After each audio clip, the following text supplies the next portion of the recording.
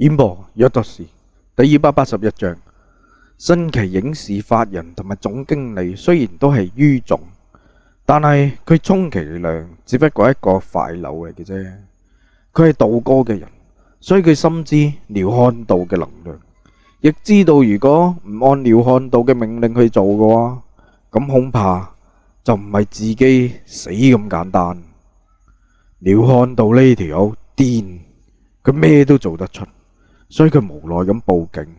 而報警嘅內容係屋企有人闖入，非法禁錮同埋搶劫，並唔一定係搶咗錢就係搶劫，合同被搶都係搶劫，所以講得有啲誇張。不過京城警方嘅出警速度都係非常之快，小陸警官喺短短10幾分鐘就到咗于總嘅屋企。呢度的確係佢嘅管轄嘅轄區。花園路雖然只係一個派出所，但係轄區範圍非常之大。佢呢個所長嘅級別係副處，佢而家只係正級科兼職嘅啫。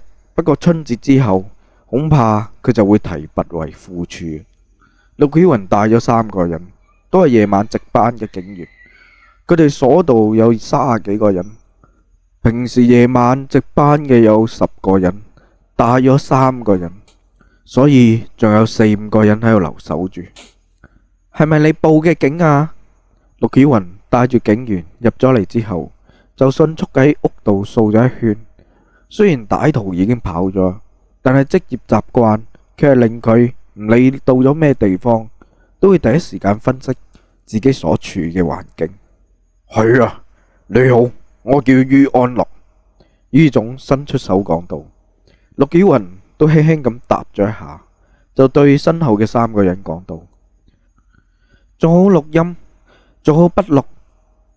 佢一邊行一邊到窗外嗰邊睇去，亦睇到屋內嘅擺設。3個警員坐低，並將于總嘅老婆同埋個女都叫咗出嚟。于總開始講今日嘅經過。佢報警電話入邊係誇大咗，但係人哋警察一嚟啦，佢就唔敢亂咁講。佢將佢簽約咗一個女學生嘅事，個女學生帶住個哥哥嚟解約嘅經過都講咗一次。我以為佢哋唔會再糾纏，但係我萬萬冇諗到嘅係，嗰個張佳嘅哥竟然帶住人嚟，蒙住個面入咗嚟我屋企度，以我老婆同埋個女嚟威脅我。張佳正喺度睇住出面嘅陸曉雲，突然之間一窒，亦轉身咁行到去梳化度，然之後講道：張佳係邊度嘅學生？佢嘅哥哥叫乜嘢？京城學院嘅，佢哥叫乜嘢我就唔知。京城電影學院嘅學生？陸曉雲繼續不動聲色咁樣諗咗諗，又講道：咁佢生得係點嘅樣？佢哥又係點嘅樣？佢生得的確係靚，1米7幾，大一嘅生生。佢哥亦就1米7幾，1米8咁啦。膚色有啲黑，寸頭，開嘅係福特450嘅大皮卡，一睇就唔係好人咁嘅樣。哦，佢哋除咗恐嚇之外，有冇毆打你哋啊？呢個冇。其他人呢？有冇睇到佢哋嘅樣？淨係睇到一個，應該係個小頭目。不過佢淨係聽嗰個張佳佢哥嘅。嗰個人塊面都幾闊，30歲左右咁嘅年紀。哦，啱啦，仲有一個人講嘢口窒窒，黐脷根特別之嚴重嘅。于總補充咁講道。哦，陸曉雲恍然啦，問咗呢幾句，佢已經確定係張怡帶住何心嚟做，而且喺佢印象入邊，張怡有一個保安嘅朋友係黐脷根。當初佢扮黃歡嗰陣，黃歡打嘅就係呢個黐脷根，所以佢見過嗰個黐脷根嘅幾面，仲親自做過筆錄添。除咗你一家3口之外，仲有邊個睇到佢哋？就比如目擊證人之類嘅。冇啊，我帶嗰個人返公司嗰陣都未見到保安，不過物業公司嘅監控都會錄低落嚟。你哋繼續問。陸曉雲問到呢度嘅陣，就唔再繼續問啦，而係企咗起身喺房度行咗幾圈。老實講啊，佢真係想捉人，唔係捉張儀同埋張佳，而係捉呢個咁嘅成瑜。媽媽差嘅話，人哋張家要解藥，你條友解咗咪得咯，係要搞咁多姿整，要人哋動粗。人哋同你動咗粗之後，呢條撚撚彈又要嚟報警。不過當然啦，受害嘅肯定係呢個成瑜噶啦，所以佢就算想拉都揾唔到理由。報假警唔得，人哋都認到人，咁有咩辦法可以拉佢呢？陸曉雲呢條女一遇到張儀嘅事就直接幫親不幫理噶啦，就算係張儀犯咗滔天大禍，咁張儀都係啱嘅。喺佢眼入邊，張儀做嘅都唔會係錯嘅。筆錄做咗大約1個鐘咁嘅款，于總同埋佢老婆個女都例行咁問咗，一家三口講嘅都差唔多一樣。1個鐘之後，陸曉雲帶咗人離開，而落樓上車之後，佢就直接咁講：呢個于安樂有古怪，你哋將筆錄同埋所有嘅筆記都俾我，等間我返去仔細咁睇下。的確係有古怪，其中一個新嚟嘅警察講道：人哋嚟解藥，佢做乜嘢唔同人哋解藥喎？一定要卡到喺下周嗰度。仲有就係嫌疑人並冇傷害佢哋，佢哋屋企嘅鎖又冇壞到，門唔係被撬開嘅。仲有你哋有冇注意到佢哋將行李孭嘅都執好，似乎要出門咁嘅樣。陸所，呢件案點樣辦啊？其他2個警察都無奈。呢個合同糾紛唔係搶劫又唔係殺人，所以呢件案講好辦亦好辦，講唔好辦又係唔好辦。佢哋所入邊嘅警力有限，警車又有限，經費又有限，所以辦呢種咁嘅案又嘥時間又嘥精力。而且根據佢哋經驗嚟睇，呢件案並唔會引起啲咩社會嘅危害。當然啦，張佳個哥如果暗中糾結團伙勢力之類嘅，咁啊另外啦。總而言之，人哋報咗警，佢哋就要查。呢個其實都係啲細 case 嚟嘅啫。我心中有數。陸曉雲冇講呢件案點樣辦，亦開住車將同事送返去所入邊，但佢冇入去，而係開住車轉咗個彎，停喺派出所冇幾遠嗰度，然之後用另一個電話同埋張儀單線聯繫嘅手機打俾張儀。聽講你開住個皮卡喎。電話一接通，陸曉雲就笑嘻嘻咁樣，成個老婆仔咁嘅款啦。哈哈，你點知噶？你睇到我開車啊？喺邊度啊？張儀好奇咁講道。喺邊度啊？哼，啱啱接咗個案啊，有人報警啊，有一個叫張佳嘅哥哥去勒索喎，非法禁錮喎。哎呀，好頭痛啊！你話張佳個哥哥點解咁壞呢？佢真係一個壞人嚟噶。我頂下，喂，你等一陣。啱好喺度食緊飯嘅張儀攞住個手機就跑咗出嚟，然之後低聲咁講道：喂，嗰個姓于嘅真係報警，佢哋嗰一片區域都係你管嘅。哼，啱啱做咗筆錄啦，返咗所入邊啦。嗰條傻叉，我老婆接嘅警，反正我唔理啦。呢件事你同我處理好啦。夜晚我都冇地方去啦，啱約好啲兄弟飲酒，飲完我過去啊。唔講啦。唔好掛住啊，人哋夜晚要值班啊。陸曉雲個心肝喺度卜卜卜卜咁跳，因為張儀話佢係佢老婆咁，所以佢心入邊特別之甜。唔理啊，我夜晚就去你屋企啊吓。張儀講完就掛咗電話。哼，衰人嚟噶。陸曉雲細聲咁鬧咗一句，然之後打電話返去所入邊，話俾所入邊所有嘅值班人員，佢要出去查案，夜晚唔返嚟。仲有就係佢叫啱啱嗰幾個跟佢出境嘅同事，聽日查一下個新奇影視公司嘅相關材料。冇錯，想令個姓于嘅撤銷報案，想令張儀冇事嘅話，咁就要從根源上查一查呢個姓于嘅。要返去屋企度沖個涼先。陸曉雲掛咗電話，直接就開車返屋企。個衰人話去佢屋企喎，佢梗係要返去啦。煙波約特士第282章。與此同時，京城某高級會所，廖漢道正喺度舒服咁瞓喺個按摩椅上邊，被兩個女仔喺度搓住個身體，而佢身體嘅側邊，按摩椅上邊正係中海過嚟嘅午夜。2個月啦，應該要出手啦。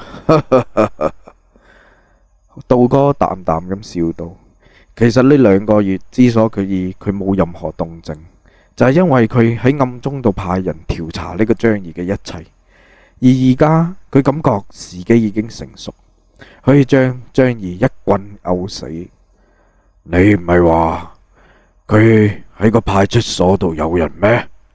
所以你呢種咁嘅小動作攞佢冇符啊！午夜已經喺京城度漚咗一段時間，並且佢帶咗人嚟俾道哥支配，要打就要一棍毆死。呢啲小動作的確唔攞佢冇符。當然啦，我仲有後手，陸陸續續咁樣挖啲小坑。而家個坑已經好大，就睇佢跳唔跳。啊，係咩坑啊？午夜好奇咁講道，嗰班人入邊有一個小丫頭，水靈咁樣，老子我睇到都流血。我從呢個小丫頭入邊入手，到時候既得到美人，又挖坑嚟埋佢。同我鬥，想同我玩，打我塊面，咁就要死。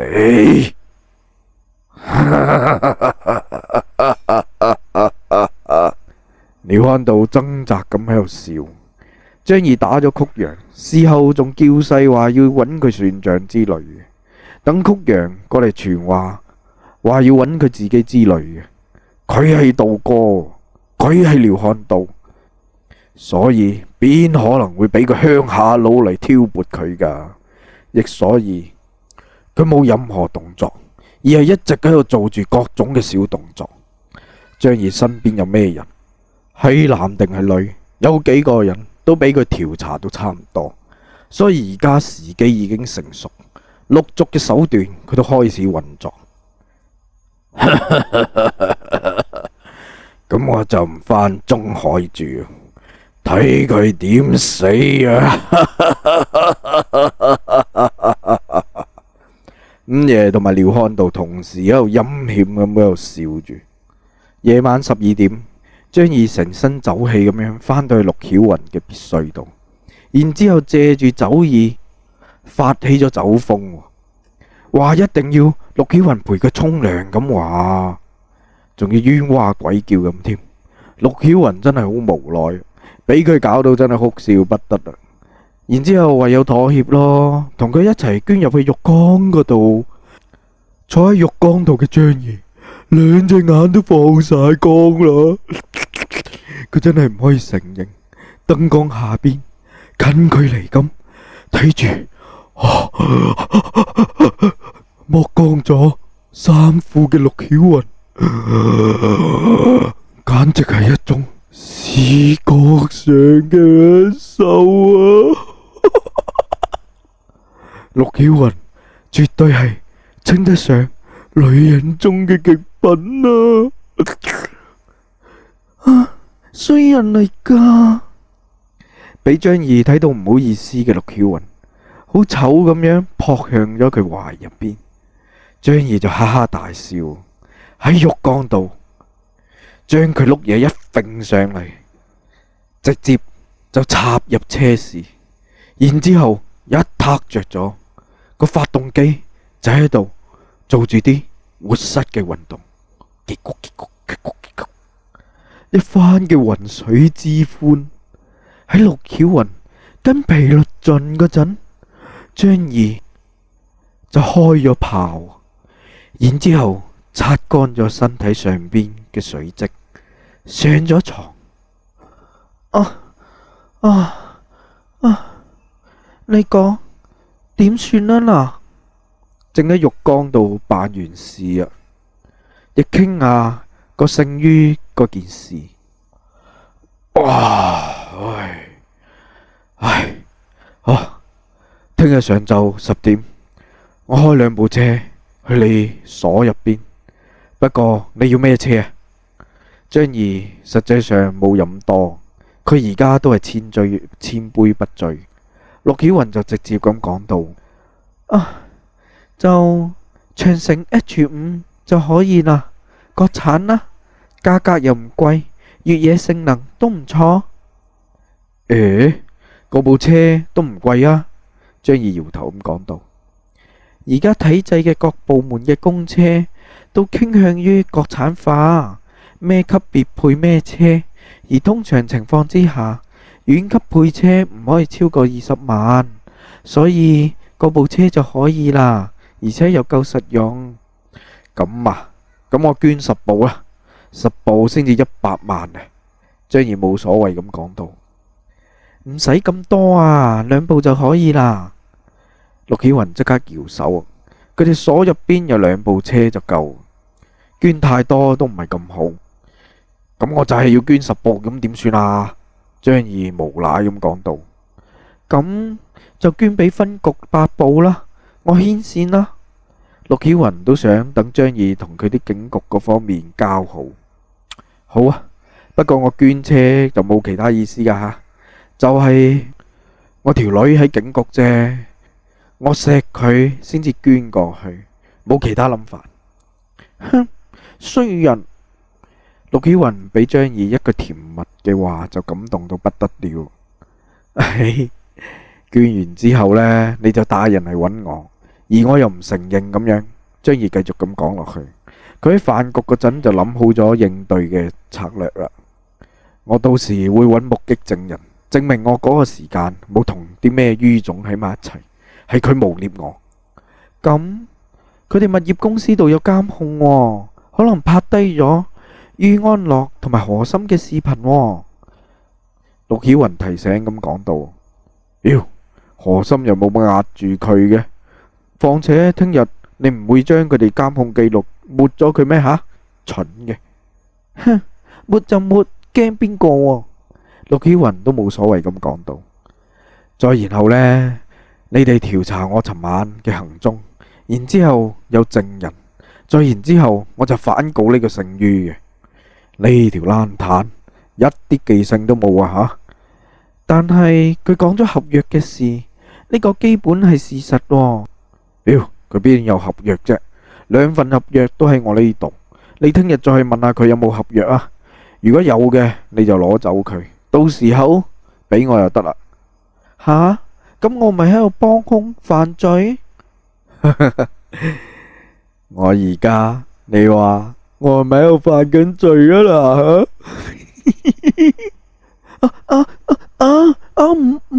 冇衰人你又嚟？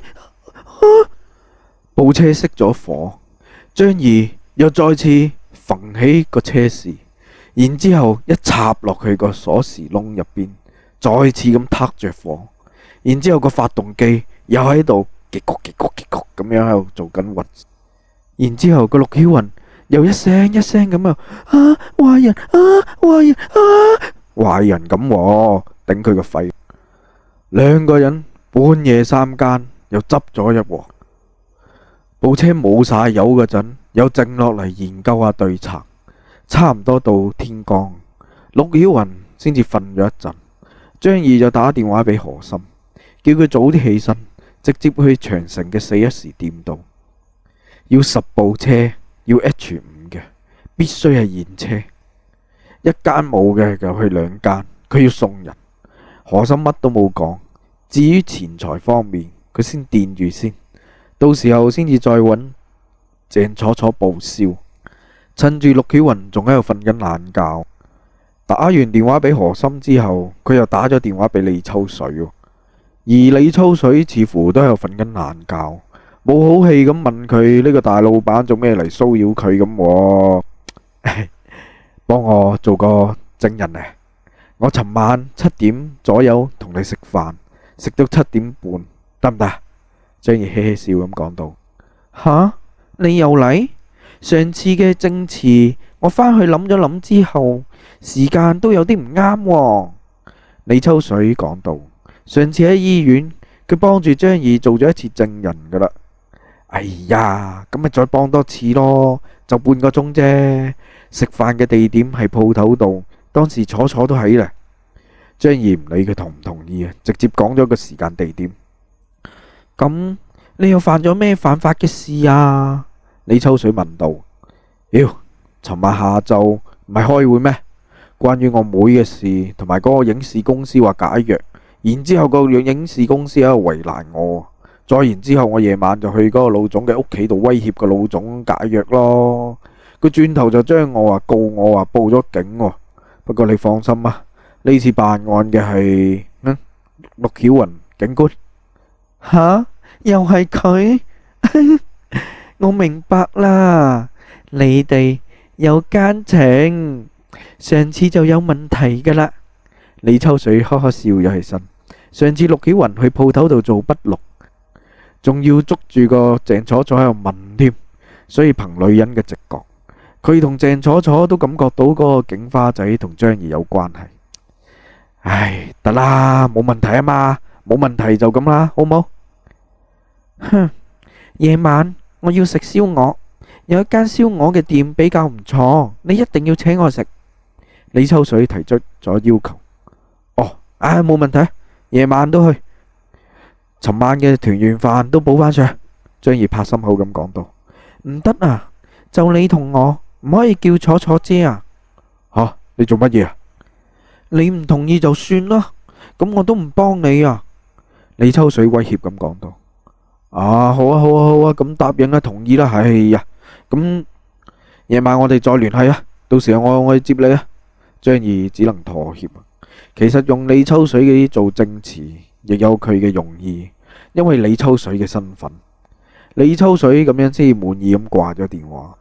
而掛咗李秋水嘅電話之後，張儀又打咗俾張常個神棍。幫我做個證人。夜晚8點嗰陣到10點，我同你喺出邊度散步。而事情係咁嘅。張儀都唔等個神棍喺度問啦，直接就講出原因。呢種證詞我可以同你做，不過你有冇諗過個姓于嘅有問題？吓，咩問題啊？張儀窒咗下講到。張儀，睇待事情要考慮佢嘅全面性，亦唔好太片面。姓于嘅佢係咪京城人？佢身家有幾多？佢有幾多能量？呢啲你有冇了解到？仲有就係，據我所知，呢種影視公司基本都係一個殼。點講啊？都係一啲有錢或者啲公子隨便玩下嘅，就好似上次嗰個黃歡咁。佢就有一個影視公司，目的就係溝啲細路女。而京城所有嘅影視製作公司，冇800個都有300間。而呢300間影視製作公司，表面上都係一啲職業嘅經理人，但係實際上真正嘅幕後都係另有其人。所以你了解過新奇影視嘅幕後未？冇了解？萬一你等你個小警官同你做咗假，我又同你做咗假證詞，而人哋又攞出更有力嘅證據嗰陣，你點算？吓？唉，我真係冇諗到呢啲喎。張儀深呼吸咗一氣，佢似乎將件事諗得太簡單，所以呢，唔好盲目做決定。呢件事你要先等你個小陸警官拖住先，反正又唔係咩大案，可以拖咪拖咯。然之後盡快咁樣探查呢個新奇影視嘅底，只有探過佢哋嘅底，知道佢哋嘅斤兩，咁你先至可以做最有效、最有力嘅對策。唔係而家咁樣唔得，萬一有人挖個坑嚟埋你，呢種案件都可以將你埋入去。阿哥，我真係受教啊！而家我明白一句嘢，驚越老越辣啊！唉，張儀嘆咗一口氣講道：我幾大，你先至幾大啊！多聽老人言，唔會吃虧在眼前啊！我就快退休啊！等我退咗休，你請我做顧問，以後再有種咁嘅事，我同你處理。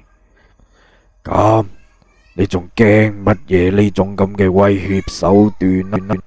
得，就按你講嘅，到時候唔嚟都唔得啊！吓，張儀笑住咁講到。